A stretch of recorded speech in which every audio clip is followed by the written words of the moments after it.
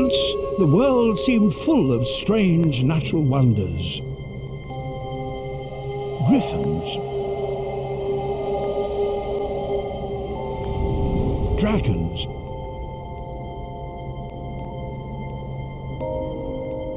unicorns, human-headed beasts. But few more strange than mysterious plants that ate people. In the 19th century, explorers described Yataveo tree from Madagascar. They said it had tentacles like great green serpents with the savage tenacity of anacondas. Of course, the Yataveo tree was only Victorian fiction, but like all good fiction, it contained a germ of truth. When Victorian naturalists explored the slopes of Mount Kinabalu in Borneo, they found something just as bizarre. Plants bearing huge pitchers.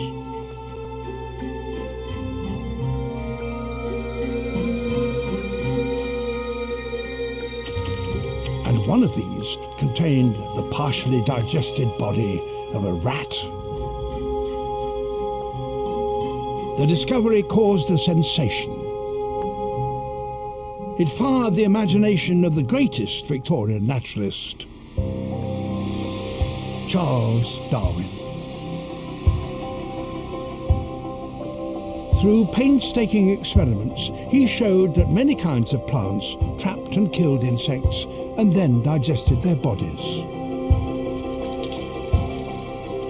And they did this with methods as macabre as any dreamed up in Victorian fiction.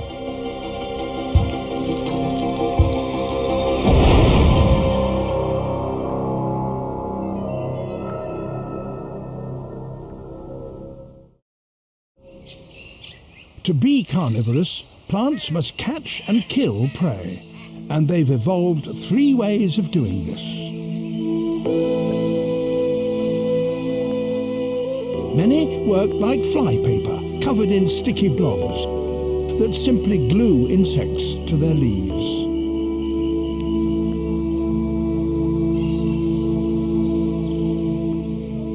Others have leaves shaped into pitchers. The pitchers are full of liquid which drowns and digests trapped insects.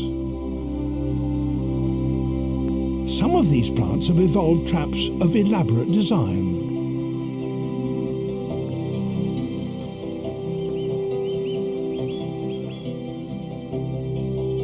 The third method, snap traps. Like old-fashioned mouse traps, they snap shut on their prey.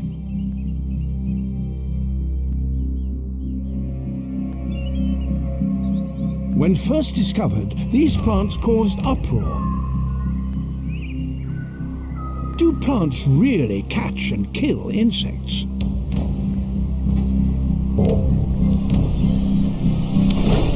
A specimen was sent to the greatest botanist of the time. Swedish botanist Carl Linnaeus thought it was an abomination, blasphemy. It went against the way God had ordered the world.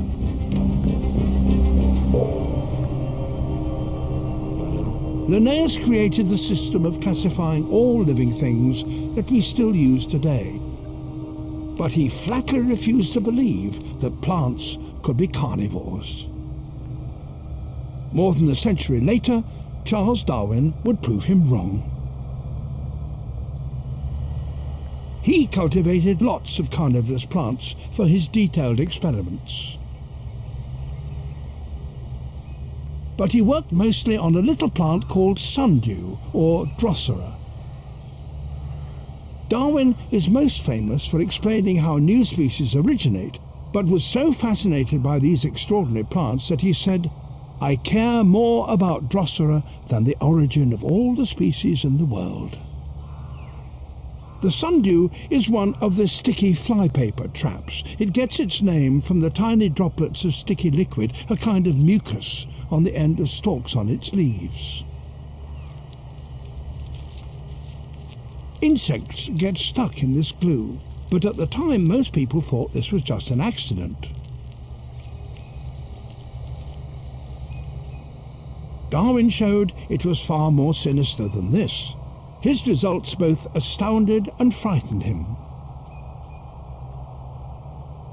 He put different substances on the leaves. Milk,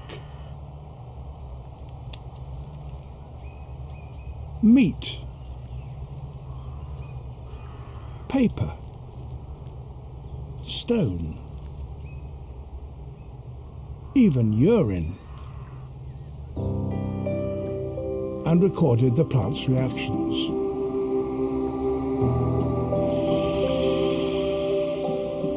Milk caused the tentacles to fold over. So did meat and urine. But the plant didn't react to stone or paper. Darwin showed that any substance containing nitrogen triggered a reaction. He also found that the plant absorbed these nutrients through its leaves. It was a real carnivore, like an animal. But why have some plants turned carnivorous? Most of them live in places like this: bogs, swamps or marshes, with soils poor in nutrients like nitrogen. Yet there's plenty of nitrogen here. It's just walking around on 6 legs. All the plant has to do is catch and kill bugs, and it has plenty of fertilizer.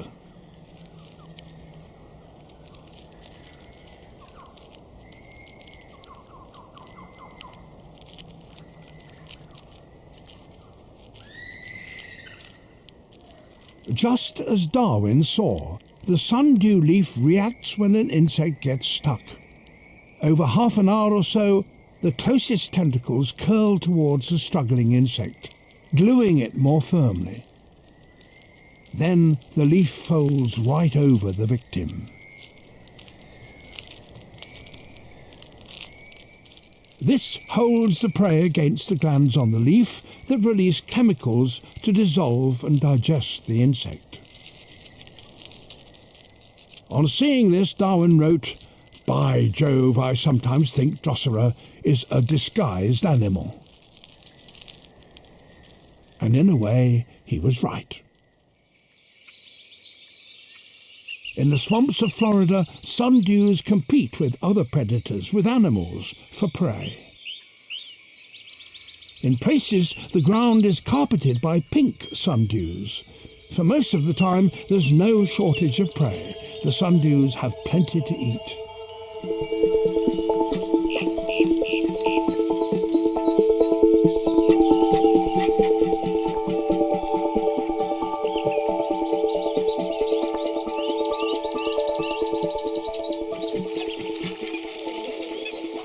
But the plants have competition. A wolf spider. The spider builds a network of threads over the forest floor. Anything walking on the web sends vibrations back to the spider, hiding in a burrow at its center.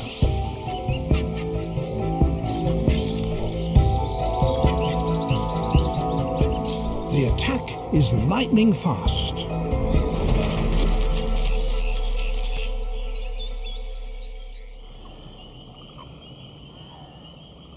When food gets scarce, the spiders respond by building bigger webs, which catch more insects and deprive the sundews of food.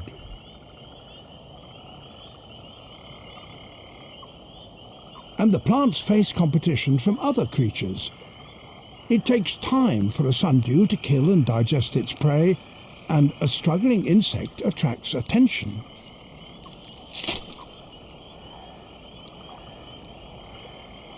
An oak toad. They're common in these wet forests and often steal prey from sundews.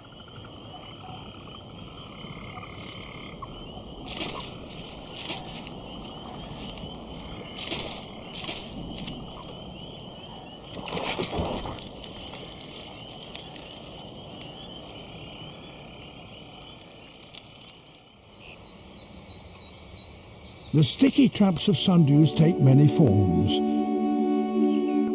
from flat carpets to plants that grow 2 or 3 meters high.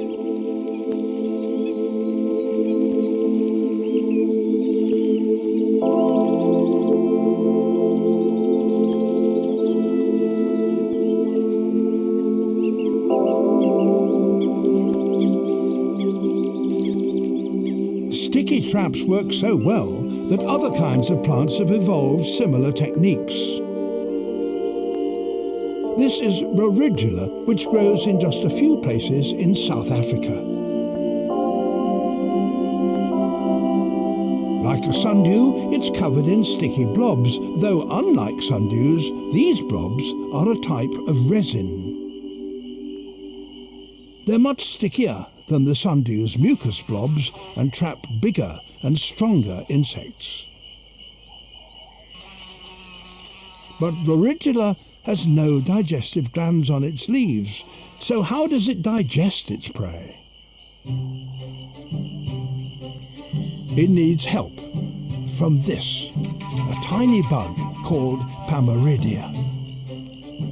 Pamaridia spends its whole life on a Rorigula plant.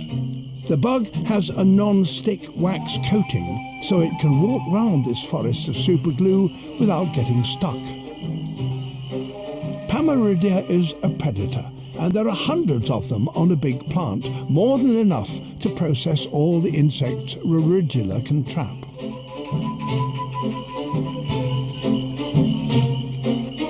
The bugs are cautious. Rorigula can trap prey that might be big enough to damage an unwary bug. So, over the next 10 minutes or so, Pamaridia just probes and waits for the struggling fly to weaken.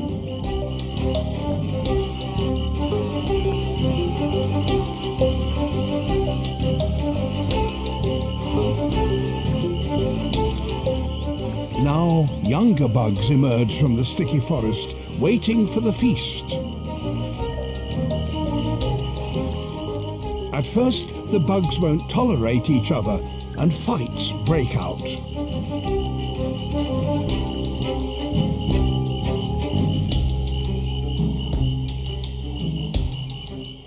But now the fly is almost dead, and the serious business of feeding begins.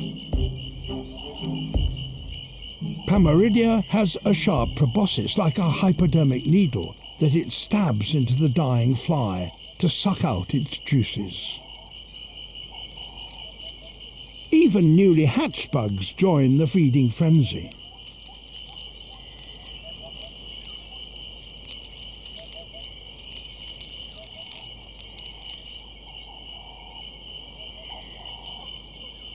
After they've fed, the bugs leave their droppings on Rorigula's leaves, a ready-made pre-digestive fertilizer for the plant to absorb.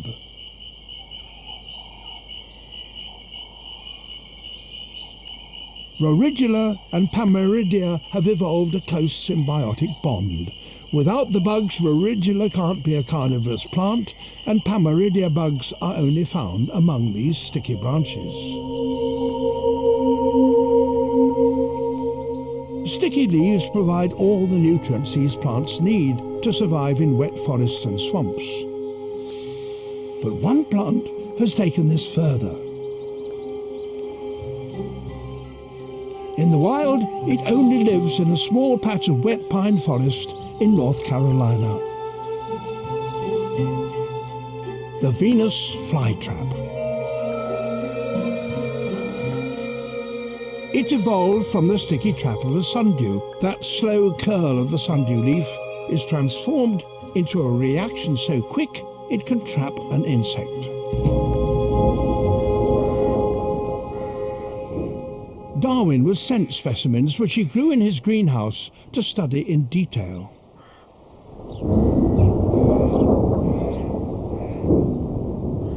On close examination, he saw that, as well as spines around the edge of the leaves, there were 3 fine hairs on the surface of each lobe. He assumed they were triggers to close the leaf. To find out, he touched one lightly. But this didn't always fire the trap. But touching a second hare, the trap always fired immediately. There's a good reason for this. Firing the trap needs energy. In the wild, they live where it rains hard and often. The last thing the plant needs is for the trap to fire when hit by nothing more than a raindrop.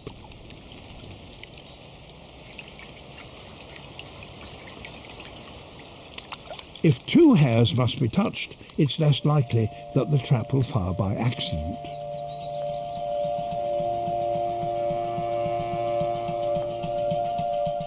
To spring the trap, two of the hares must be triggered within 20 seconds of each other.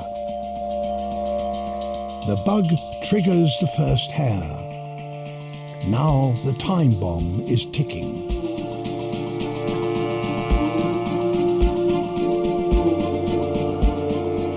Just one more touch. There. And the trap snaps shut. Insects have fast reactions, but the fly trap is even faster. Slowing down the action 80 times shows the trap closing in around a third of a second.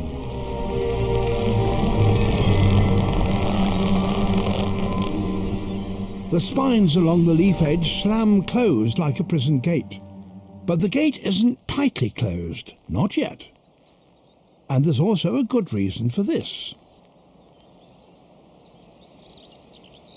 The trigger hares are sensitive enough to be triggered by even small insects.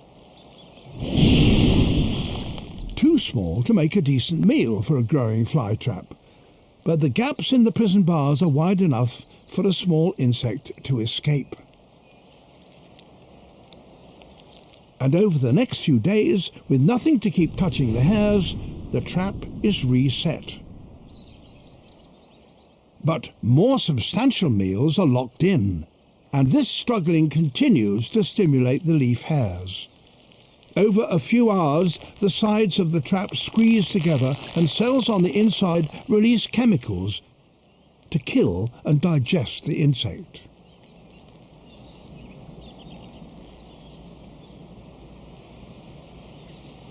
It's easy to see why Darwin called this the most wonderful plant in the world.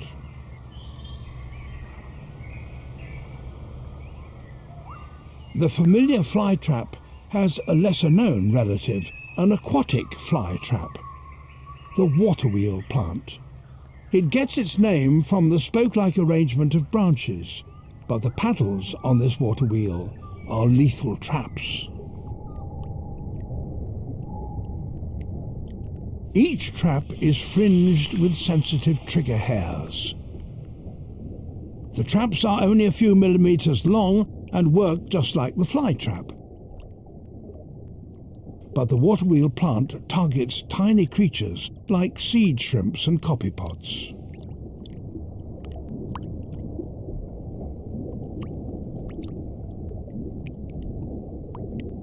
Touch the fringe of hairs and the trap fires nearly as quickly as the Venus flytrap. Even more amazing because this trap operates in water, which is much denser than air. Caught, this copypod will be slowly digested.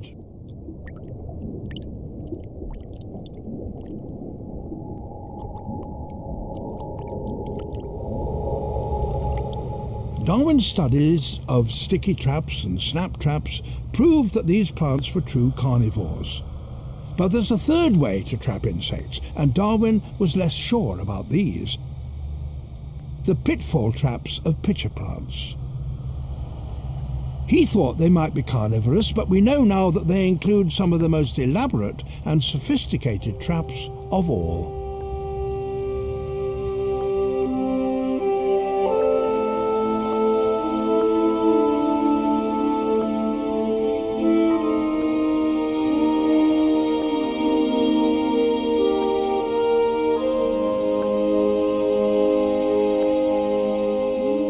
Pitchers evolved separately several times. in the Americas, in Australia, and in Southeast Asia.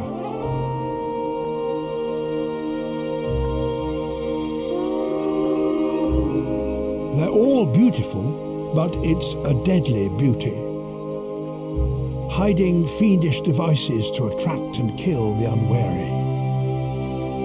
Such design seemed too perfect for Darwin. Could something so complex really evolve by natural selection? He needn't have worried. The answer lies in the swamp forests of tropical America.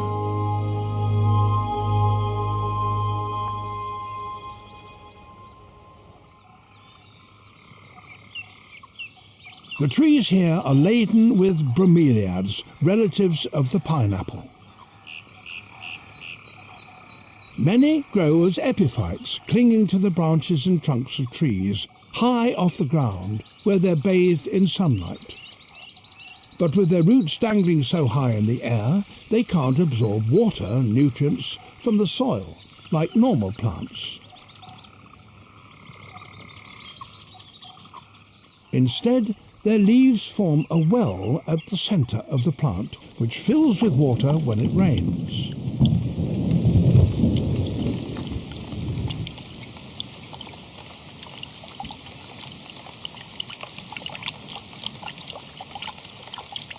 The well also catches leaves falling from the trees, so the plant can absorb all the water and food it needs from its own private reservoir. Or not so private. Many creatures see bromeliad wells as miniature ponds. In South America, poison dart frogs search from plant to plant, looking for a well not yet claimed by anyone else. A safe place to rear tadpoles.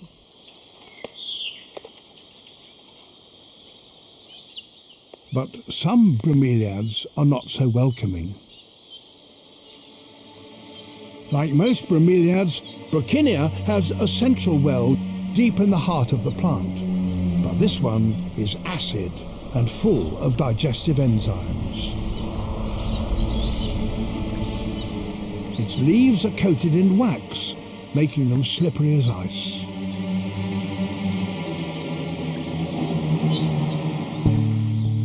Ants exploring these leaves can't get a grip, slipping and sliding towards the deadly pit, where they'll be digested and turned into plant food.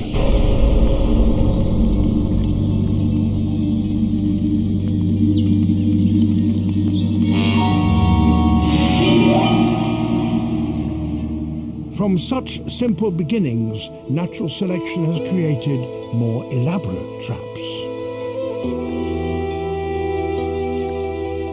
Several of the most elegant are hidden in remote areas of swampy pine forest in the southeast of the United States. The Sarracenia pitchers.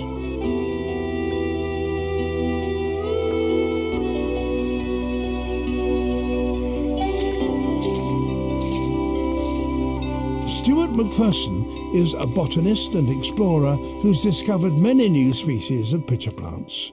He's tramped and squelched through miles of these swamps to find some amazing places. These are the North American pitcher plants, the Sarracenia. They produce these tall, upright pitchers, and they attract insects by having honey-sweet nectar. And as they try and get at that nectar, they then slip inside. The prey then falls straight down to the bottom of the trap. But it can't escape from there. They simply can't climb out up on the inside of the pitcher. So it dies, and then the plant secretes enzymes and acids and breaks up the bodies of those trapped animals. This is the yellow pitcher, but in this particular swamp, not all of them live up to their name. This species in particular is incredibly variable. Every population pretty much is a bit different, but there's many different varieties. And here's one over here, which is red with a yellow lid. You can see all these red veins and patterns. This advertises the trap to its insect prey, and that's what attracts it. Over here, there's even another one. And this third one, within just a few meters, is pure blood red. And and it really stands out from all the other surrounding plants. Makes the perfect advertisement for that deadly trap. The different bright colour forms of these pictures work like flowers, eye-catching patterns that advertise sweet nectar. And standing out from the rest, the white-topped pitcher. In a few very precious places, they cover the landscape, looking like some unearthly flower meadow. A purple haze of blazing stars grows up through the pitchers, drawing countless insects to these bogs, potential prey for the pitchers.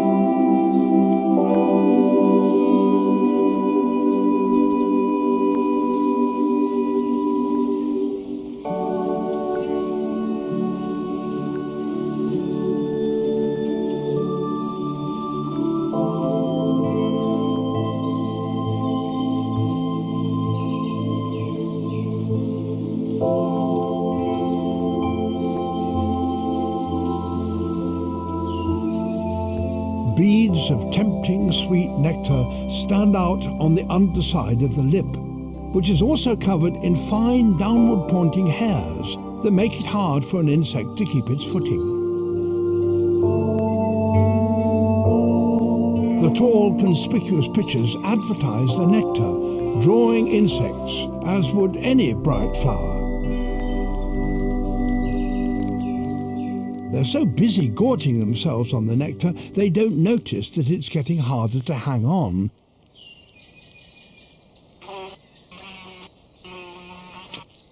The slippery sides of the pitcher mean there's no escape, as the plant secretes digestive enzymes to slowly dissolve its victim. The meal more than repays the costs of making all that sweet nectar, but sometimes the effort is wasted. The sweet droplets are stolen by swallowtail butterflies, far too big to fall into the trap. And many pitchers have a resident green lynx spider waiting to snatch smaller prey before they're caught by the plant. There are 8 or so different kinds of Sarracenia pitchers, growing mostly in the warm and humid southeast corner of the United States. But this, the purple pitcher, grows all the way up into Canada. The purple pitcher is unusual for another reason. It doesn't produce enzymes to digest its prey. Yet it's still a carnivore. Its lid produces nectar and is clothed in downward pointing hairs. It's just as lethal and efficient as its relatives. But like Roridula, the purple pitcher relies on help to digest its prey. Trapped insects drown and sink to the bottom, where the snake-like larvae of a mosquito called Metrionemus chew and shred the bodies, releasing small particles into the water.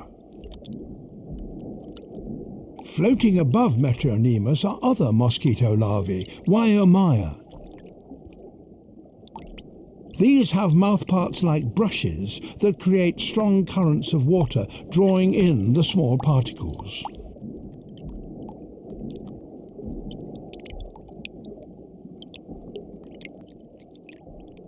Both mosquitoes release their waste products into the water, full of nutrients that the plant can absorb. The purple pitcher is a unique habitat. This kind of mosquito larva is only found inside these pitchers.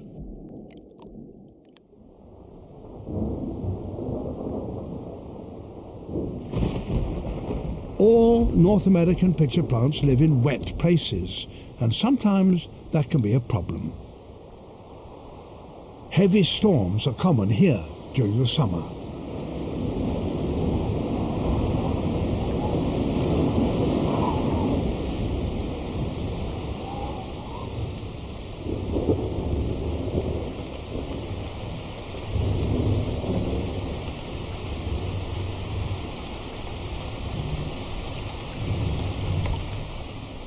The parrot-headed pitcher has a lid that forms a hood, covering the pitcher and stopping it filling up with rain. But it lives in swampy hollows that often flood during downpours.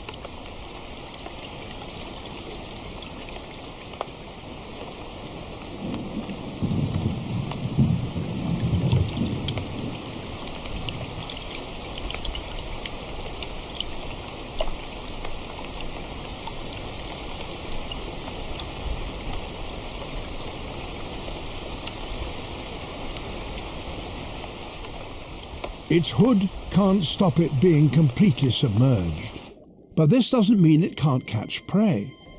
The hood creates a narrow entrance hole leading to a tube lined with backward-pointing hairs.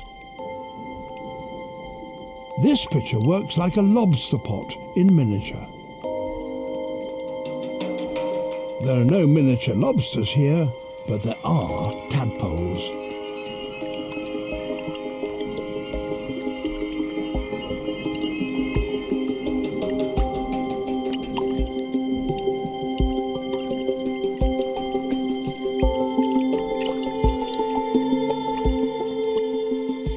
They graze on the surface of the pitcher, but if they enter the trap, they can't back out. The only way is onward to the bottom of the pitcher.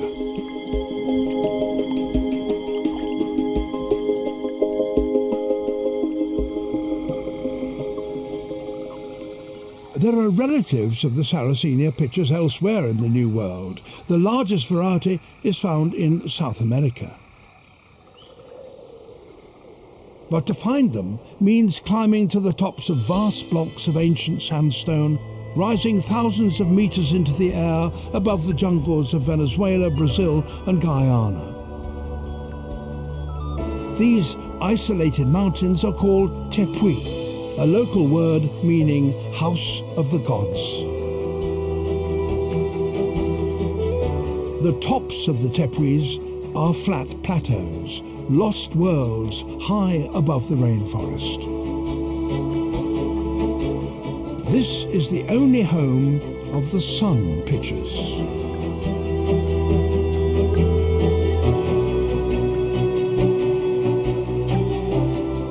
Like all American pitchers, the trap is formed from a leaf. In sun pitchers, it looks like a flat leaf that is simply rolled up to form a tube, with a seam still visible down the front. But that doesn't mean that they're primitive. They're quite the opposite. They're beautifully adapted to life on these isolated mountain tops. Moisture from the rainforest below is forced to rise by the sheer cliffs, releasing torrents of rain.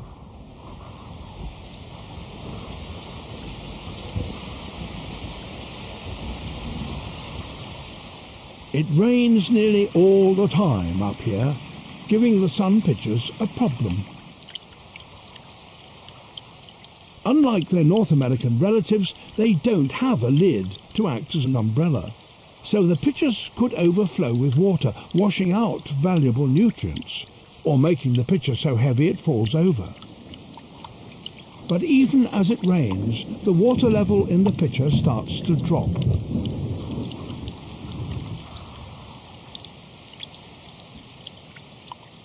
The seam down the pitcher hides a small hole that drains water into a flat channel.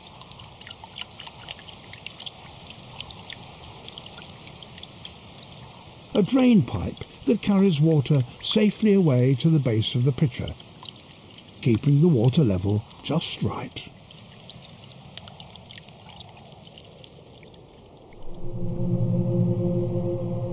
One other kind of pitcher has evolved in the Americas. It lives in the mountains of California and Oregon, where it grows to nearly a meter tall. The cobra lily.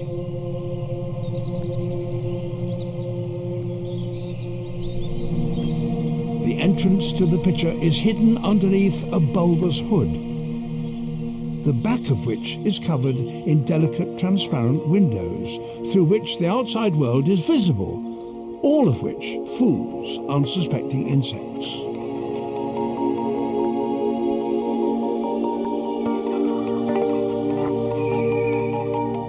A fly can sense sweet nectar on the entrance rim and on the back of the hood. Too tempting to resist.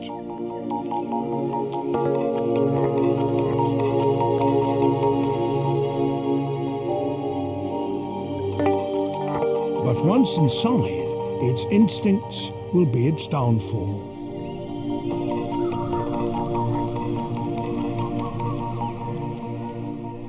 Finished feeding, it tries to fly towards the light, only to find its way blocked by a very slippery surface. Of all the New World pitchers, cobra lilies look the most alien. But in the Old World, a different group of plants has evolved pitchers, of astonishingly elaborate designs. The rainforests of Southeast Asia, home to the Nepenthes pitchers.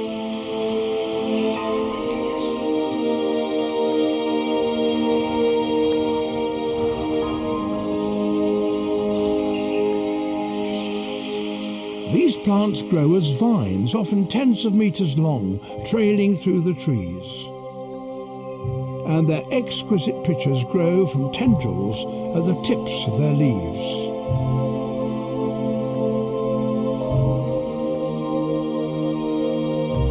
There are around 130 different kinds of Nepenthes pitchers. Their diversity is amazing.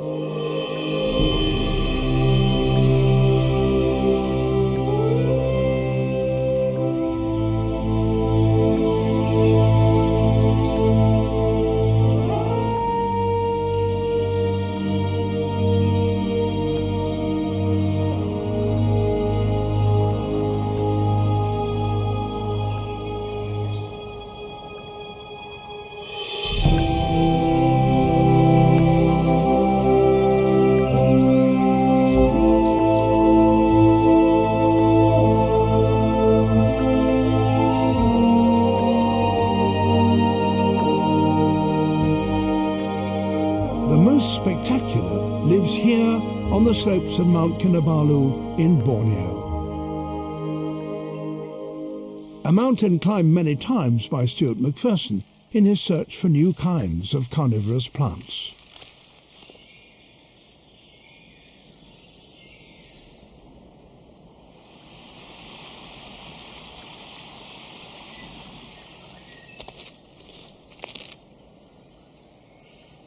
This is Nepenthes raja. It's actually the largest of all the pitcher plants in the world. This is a juvenile trap and they can actually get to about twice this size. And this species is known only from 4 small sites like this one. Each site consists of maybe 300, 400, 500 plants. So in total, the entire world population is just about 2,000 plants. And that's it globally. Like the North American pitchers, these elaborate structures have evolved to trap and digest insects. But in the last few years, botanists have realized that Nepenthes pitchers are more than just predators.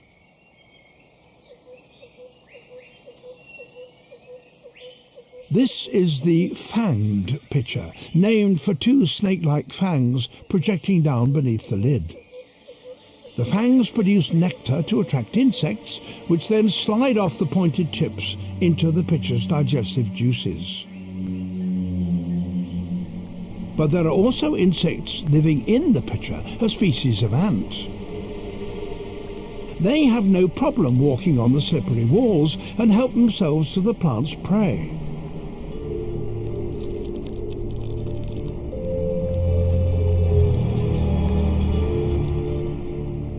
They even swim in the pitcher's fluid to steal food. But there's no such thing as a free lunch. The ants congregate beneath the rim and every now and then emerge to clean the rim of the pitcher, which keeps it slippery. So the ants help the pitcher catch food, and later they get their own share.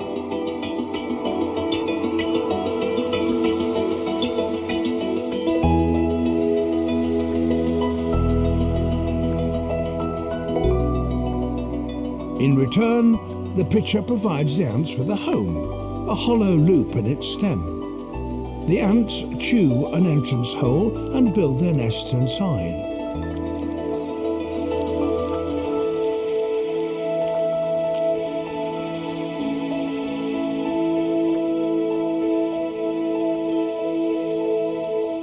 Only one species of ant lives with the fanged pitcher like this. All other insects are merely dinner. And other pitchers have formed partnerships just as close, but with a more sinister outcome. The white band pitcher, named for an unusual band of white hairs just below the rim. Chien Li is a botanist who knows these rich forests intimately. He's discovered several new kinds of pitcher plants and now knows how this one collects its food. This is Nepenthes albomarginata. It's one of the most unusual pitcher plants. It's got a very distinctive white band around the edge of the peristome here, which is unique in the entire genus. And only recently did we find out that this white band is attractive to termites. They feed on this band, and in so doing, a lot of them fall inside the pitcher. So it's a termite specialist. It's very difficult to observe in the wild. You see pitchers that have missing bands, and you'll find termites inside them, but actually witnessing them doing it, you have to be quite lucky. One reason is that the pitcher specializes on just one kind of termite, which is mostly active after dark. Millions of termites fan out from their nest across the forest floor, moving in flowing columns that never seem to end.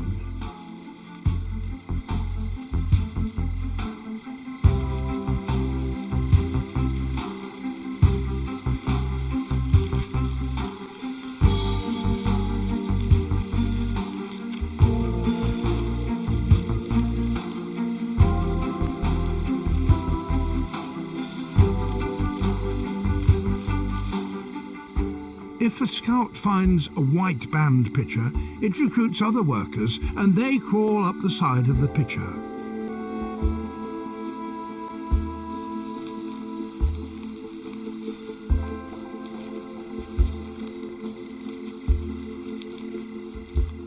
The white hairs are irresistible and they gorge themselves.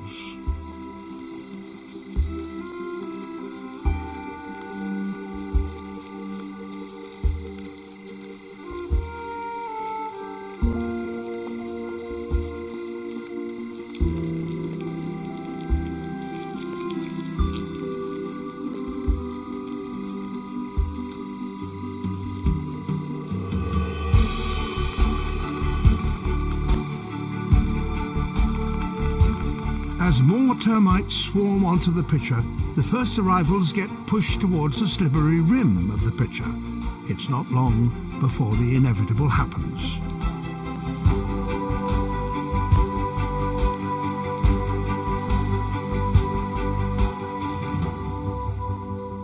It's purely chance if termites find a white band pitcher, so not all pitchers have a successful night, but it's not hard to spot the ones that have feasted well.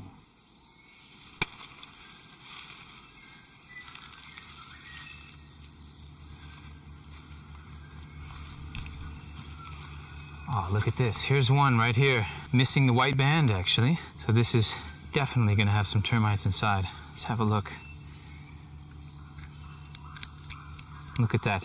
There's hundreds of drowned termites inside. These look like that they've been already partially digested by the plant. It's a hearty meal for this pitcher plant.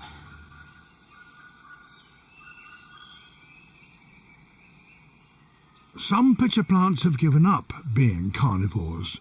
They've turned vegetarian.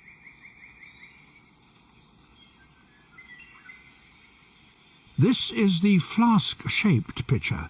It has a tiny lid bent back to expose the flask to the forest canopy above.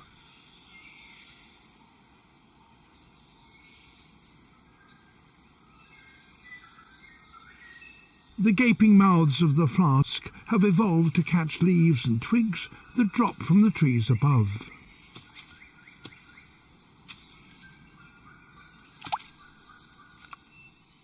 Inside the pitcher, a whole varied community of creatures helps break down the leaves, releasing nutrients for the plant to absorb.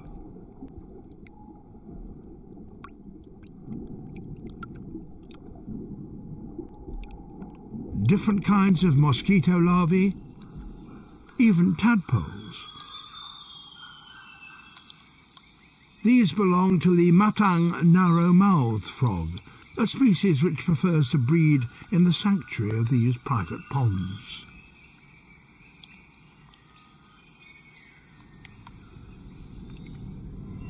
But it's not entirely safe here.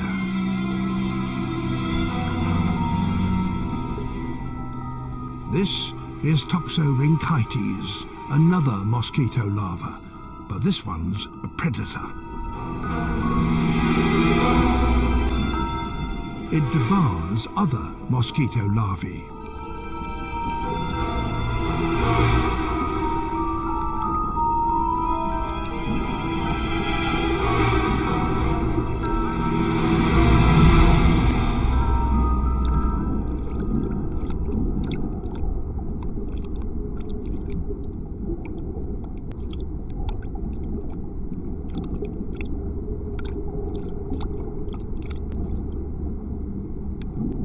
Even young Toxorhynchites are fearsome, tackling prey bigger than themselves.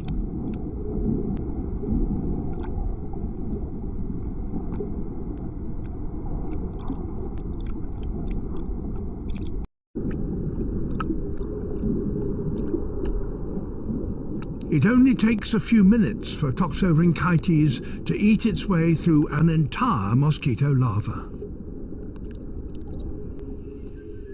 A miniature world hidden inside a pitcher. Far from just being carnivorous, Nepenthes pitchers have formed all kinds of complex relationships with animals, and the most astonishing has only just been discovered. Whilst working in the rainforests on Mount Kinabalu in Borneo, Chien realised that the biggest of all pitchers, the giant Raja pitcher, had some unusual visitors. What makes this pitcher plant unusual is not just that it's carnivorous, but it also attracts mammals to visit the pitcher. There's nectar secreted on the undersurface of the lid here, and you can see all these glands on the undersurface here, and they're constantly secreting nectar, actually both day and night. And very recently, the first research was done on this species, and that's when we got footage and photographs proving that these animals are actually visiting the pitcher. The creature Chien saw was the mountain tree shrew. They balance on the rim of the pitcher and reach up to lick off the nectar. Each tree shrew knows where all the pitchers are in its territory and visits each one in turn. But what's in it for the plant? As it feeds, the tree shrew urinates and defecates into the pitcher, and these nutrients supplement the plant's normal diet of insects.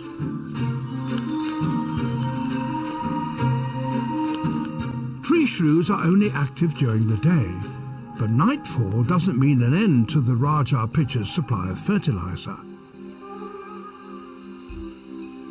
After dark, it continues to produce nectar, which now feeds the summit rat.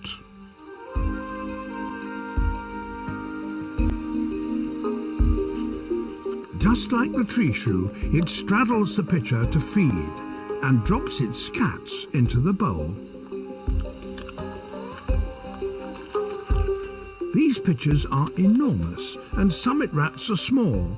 If it slips, it will end up trapped inside the pitcher, where it will become the plant's next meal.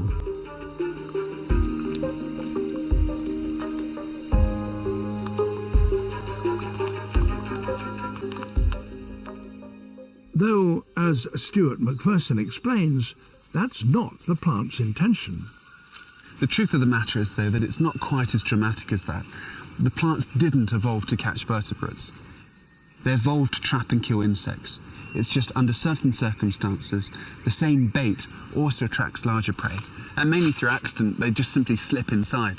And in the very biggest of pitchers, the traps are so big that the vertebrates, like rodents and mammals, they just can't climb up and so drown and are digested within the plant. And in some cases, you can even find skeletons within the pitchers.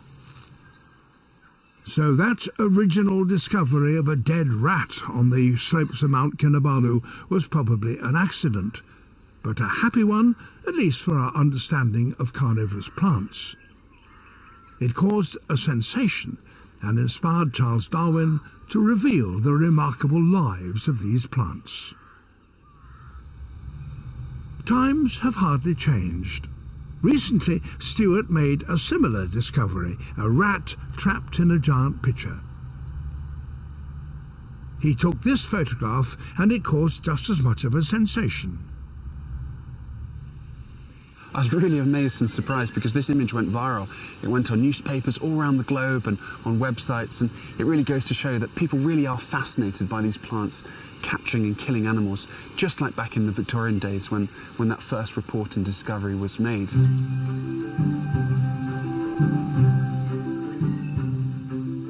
It seems our fascination with these strange plants is just as great now as it was when they were first discovered. And there are certainly even more surprises hidden in these mountains.